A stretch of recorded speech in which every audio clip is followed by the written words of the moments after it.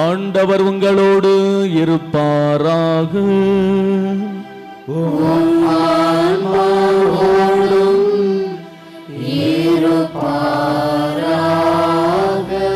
லூக்கா எழுதிய நற்செய்தியிலிருந்து வாசகம்.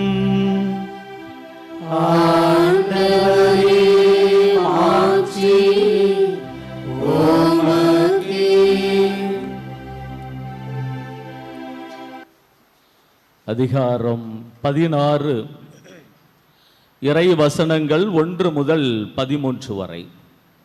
அக்காலத்தில் இயேசு தம் சீடர்களுக்கு கூறியது: செல்வர் ஒருவருக்கு வீட்டு பொறுப்பாளர் ஒருவர் இருந்தார்.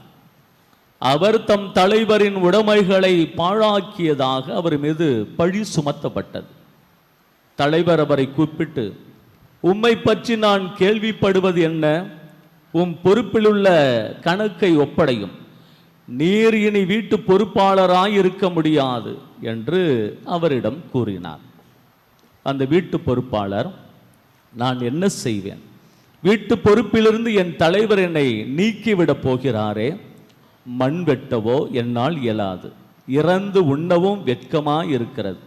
வீட்டு பொறுப்பிலிருந்து என்னை நீக்கிவிடும்போது பிறர் என்னை தங்கள் வீடுகளில் ஏற்றுக்கொள்ளும்படி நான் என்ன செய்ய வேண்டும் என எனக்கு தெரியும் என்று அவர் தமக்குள்ளே சொல்லிக் கொண்டார். பின்பு அவர் தம் தலைவரிடம் கடன்பட்டவர்களை ஒவ்வொருவராக வரவழைத்தார்.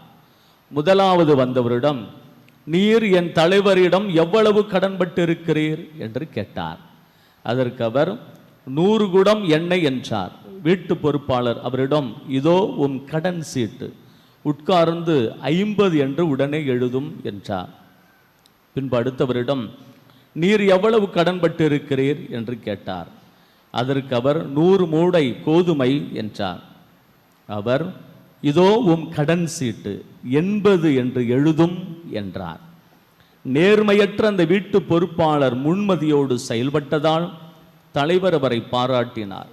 ஏனெனில் ஒளியின் மக்களை விட இவ்வுலகின் மக்கள் தங்கள் தலைமுறையினரிடத்தில் மிக்க முன்மதி உள்ளவர்களாய் நடந்து கொள்கிறார்கள்.